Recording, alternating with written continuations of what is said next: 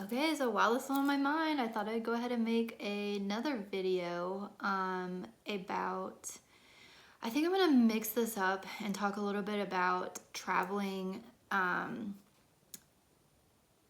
as a vegan and also traveling and trying to be like low waste. And I will say there are quite a bit of difficulties with both of those. And so actually, back a few years ago when I was like really trying to be like zero waste, what I think ultimately threw me off of that was taking a trip across the country and trying to be zero waste while traveling. It was just extremely difficult and stressful, and it was like a 3-week trip, and I think by the end I hadn't completely given up, but I just, I'd even like tried to prepare as much as I could beforehand to try to anticipate, anything, but it got to be pretty hard eventually. But I will say it doesn't hurt. Like, you don't have to be perfect. Like, take that. That's the first thing I would say is like, if you're trying to be zero waste, take that thought of perfection out of your head, and like, don't get too upset. Like, if you're going out to eat and someone gives you a straw, or if you're going out to eat and the place, you know, serves you in a styrofoam container or something like that, like, just don't worry about it. You do the best you can when you can, and if that doesn't happen, like, don't get too stressed about it. And so that was one thing that I was finding myself was stressing me, because I would go to restaurants and I would want to try to be like, I really wanted to try to be like zero waste, and then someone would like bring out a straw and I'd be like, ugh, they've already put it in my drink, or whatever, and I didn't want to be like a crazy, like, annoying person.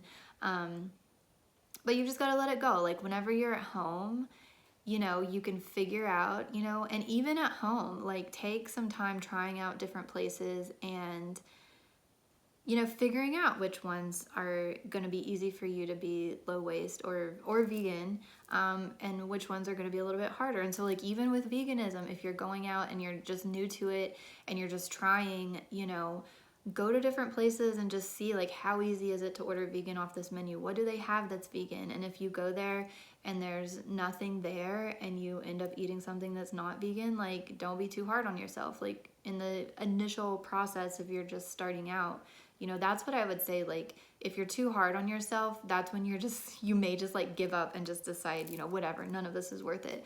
So that's one thing. But I guess to get to the point, what I'm going to share is just a couple of things that have stuck with me from, trying to go low waste and traveling. And so the first thing, I made a previous video about Lush products. And so they don't have to be Lush, but I have these two products that I brought with me on this trip.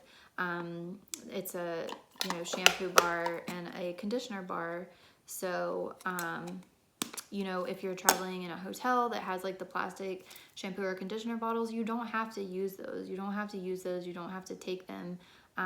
You can bring your own and just leave it in a way that it's clear that, like, you did not use these, Another thing, clearly, like, bringing your own tumbler. While you're on the road, you can stop if you,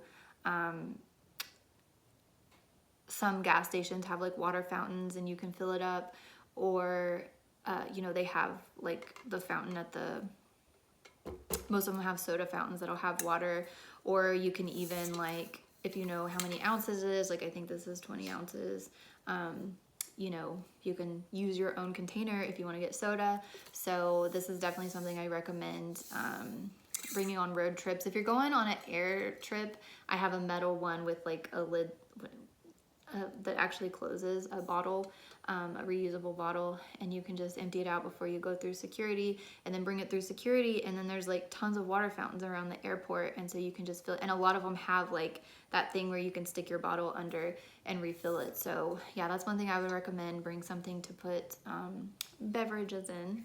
And so that's what I've got here. And this one is gonna be kind of a weird one, but anyone who has switched over to using a bidet at home will understand. So I've been using a bidet for probably like 3 or 4 years, and after you get used to using a bidet, it is hard to travel and not have it, to be honest, because it just feels like so unclean to not kind of like wash yourself after you go to the bathroom once you get used to doing that. And so I was just like so bothered by it, after a couple of times that I traveled, that I actually looked and got a travel bidet. And so I can't even tell you what brand this is. I got it off of Amazon. Doesn't have any brand on it, but it wasn't very expensive, and it actually came in a 2-pack. And so basically you fill this up with water, and you just take this off and fill it up with water, and then you put this on, and this has like a long spout, and so it just kind of, it sits in there. I think you can even have it like pulled up like this, but basically you've got the water in here, and there's like a little like hole down here, I think, that has like a little metal bead or something, so like whenever you're using it, it like lets the air come out. Like, I don't think this is important, but it's part of how it works, I will just say. So you put water in it, and then when you're like, after you go to the bathroom, when you flip this upside down with all the water in it, the gravity and the pressure of it just makes like a spray, like a pretty, and you know, it's not as intense as the bidet at home by any means, but I've been shocked at how well it works, honestly. Like, I'll use it and I'll be like, oh, this isn't gonna work, and then it's perfectly clean, you know, everything's super clean. So yeah, and by doing this, you save like toilet paper, or you don't need those like wipes. I know a lot of people use like the wipes, and yeah, like you don't need this. If you bring this with you, it does take up a little bit of space in your bag, and I think I've seen some newer ones come out. I think Tushy has made some that like compress to where you can pack it a little bit better. But this is the one I've been going with, and it works really well. So I would suggest at home, switch over to a bidet 100%. You will not regret it, and then yeah, consider getting one for travel so you don't use as much toilet paper. Maybe I'll do a video showing you like how it works. Actually, I'll go in the shower and try that. One other thing I want to mention is like using towels. One thing that I've done for like years now is I don't feel the need to use a new towel every time I shower. So even at home, I'll just hang up my towels and they're fine. And so like whenever I stay at a hotel, or like here I'm at like a little, I don't know what this even would you call it. It's not an Airbnb, but it's kind of like, you know, more of like a house sort of thing. But I don't need to use all their towels. They've got like 8 towels hanging up in there, and then they had 2 over here by the bathtub. I took a bath one day and used that towel, and I've just been hanging up and reusing it. So they don't have to like wash all of their towels whenever, you know, I'm done here. They can just wash the one towel. So just think about like how much of all of these things that they offer do you really need? Like, don't feel the need to use up a lot of stuff just because it's there, you know. And even like at hotels, you know, a lot of times they have the in-room coffee makers, and they've got like the little packets that you can like tear apart and use. But a lot of times hotels will also offer like a continental breakfast, and you can go down and just get a cup in like a regular coffee cup for free and not make the waste in the room. I mean, just little things like that, things that are kind of easy, that you know, may not think about. Just look around and think about like ways where you can kind of try to create a little bit less waste, where you don't have to just be consuming everything just because it's there for you, you know. Bring your own shampoo and conditioner if you can. Bring your own like lotion or whatever you need. Don't necessarily have to use the stuff in the room. And here is where I will get to the vegan traveling stuff. Well, that's another thing. Like, if you bring your own beauty products, your shampoo and conditioner and stuff, you don't know if their stuff is vegan or not. So you'll have your own there. I would say it's definitely easier to, I mean, it depends on what kind of trip you're taking, but it's better to get a place that has a kitchen in it, because you don't know when you're traveling if you'll come across like vegan restaurants. I would definitely download the app Happy Cow, especially in the US, and I'm pretty sure it's in a lot of other countries, probably the UK for sure. But that's been the best app, unless there've been some new apps that have come out in the last couple of years. Happy Cow has been kind of my go-to, and I think you have to pay for it. But I mean, if you're vegan, or if you're really like trying to be vegan and you're going to be traveling, I think it was like $5.99 or $8.99, like a one-time fee. And I would say that it's worth it to pay for it, because it is pretty valuable. Whenever you go to places, if a restaurant, it'll show you whether the restaurant is entirely vegan or if it's vegan friendly. It won't tell you, like, one thing that I kind of wish it had would be, even places that aren't vegan, I'd like to have a resource that would tell me like what vegan options are at this place, even if it's not like a vegan, or if it doesn't have like a vegan item listed on the menu. Because that's the only thing, is like, some places may have vegan options that won't get picked up by Happy Cow because the restaurant is not like overly vegan or doesn't overly cater to vegans. But like, yeah, if you're looking for a vegan restaurant in a town, like, it will probably be listed on that app, unless you're in just like a really rural area. I would definitely recommend the Happy Cow app. And just kind of look out for, if you don't know what vegan options certain fast food places have, or certain like chain restaurants have, I would go and like kind of check out those ahead of time. So like McDonald's, unfortunately, we have them everywhere, pretty much everywhere you would go, but they do not really have vegan options. So, but there's also a lot of Taco Bells. So maybe refresh yourself on what vegan options Taco Bell has and how to order. So if you're just stranded and there's no vegan options anywhere, you can always go to Taco Bell and figure that out. And then Subway has also got a couple of options for sure.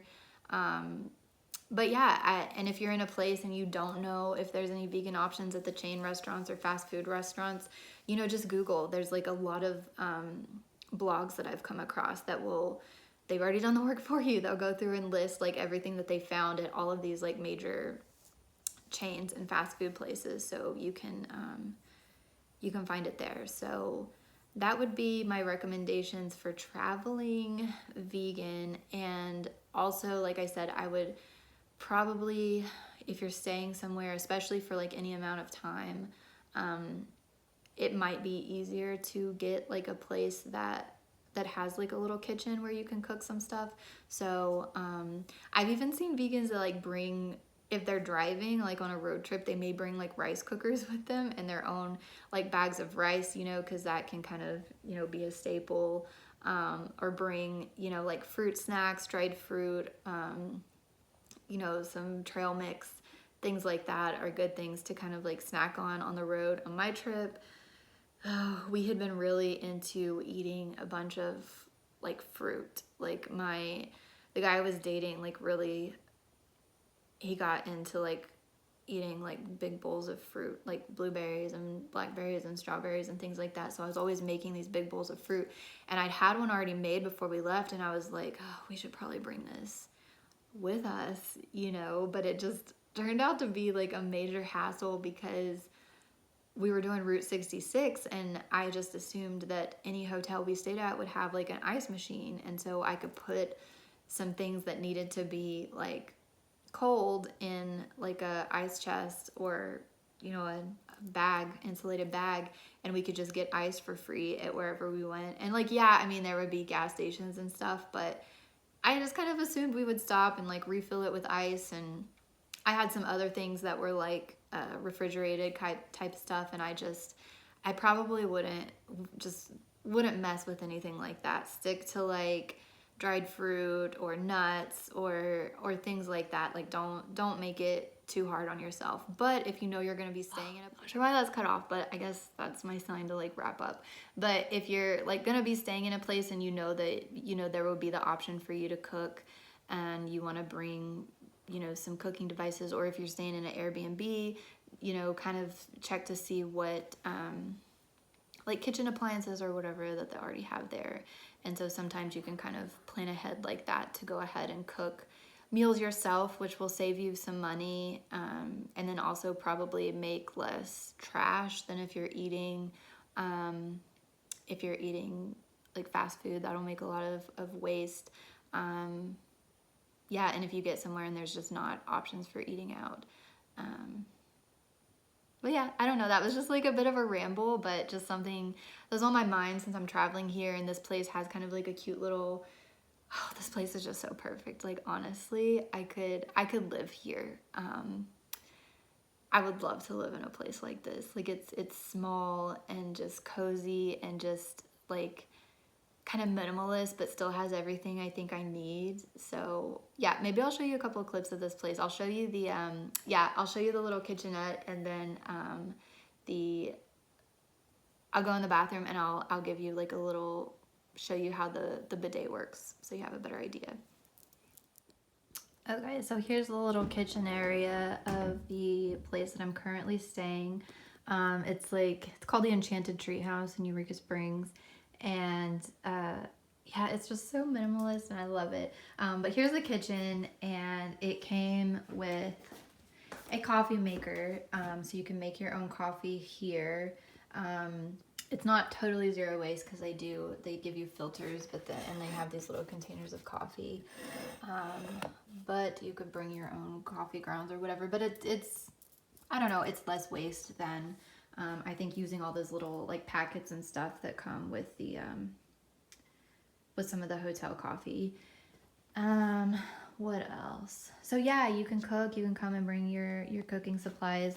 This place, specifically has like silverware, so you don't have to use plastic silverware. It's got like the pots and pans and everything down there. Yeah, it doesn't have a lot, but it's got, basically everything you need.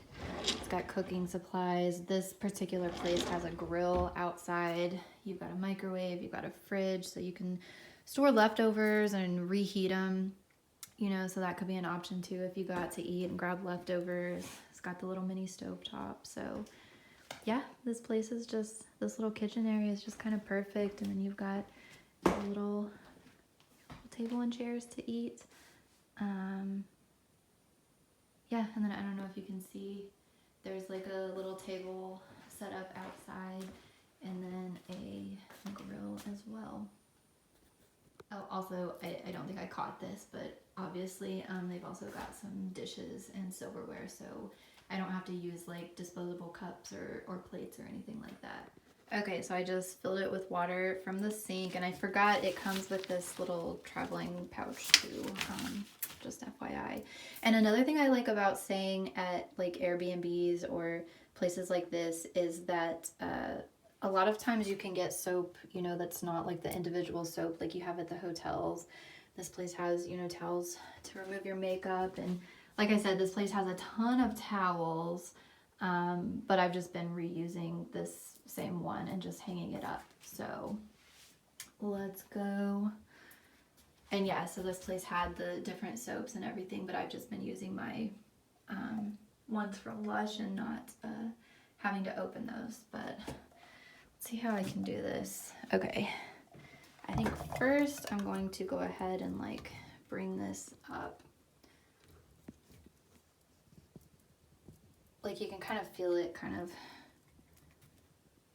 go into place. So this is how it is. So you would be on the toilet, and then surprisingly, I thought this was going to be really messy in terms of getting water everywhere, but it's gone surprisingly smoothly, I would say. But so basically you kind of like bring it between your legs while you're sitting on the toilet, and then just kind of flip it upside down, and the water, I don't know if you can see that. You see how like, and then I'm not even squeezing this, so if I squeeze it, I mean, you can get like a pretty good stream with it. And so, okay, so yeah, did you hear that? Like I just let go after squeezing it, and the air sucked in through the bottom. So that's how it kind of allows it to keep here. So that's it. That's how the bidet works. And like I said, it doesn't seem like it would get you that clean, but it's worked incredibly well for me. So my roommate likes it too. He's gotten used to using the bidet, and so he requests that I bring this on trips. So yeah, that's just some little kind of lower waist vegan travel tips.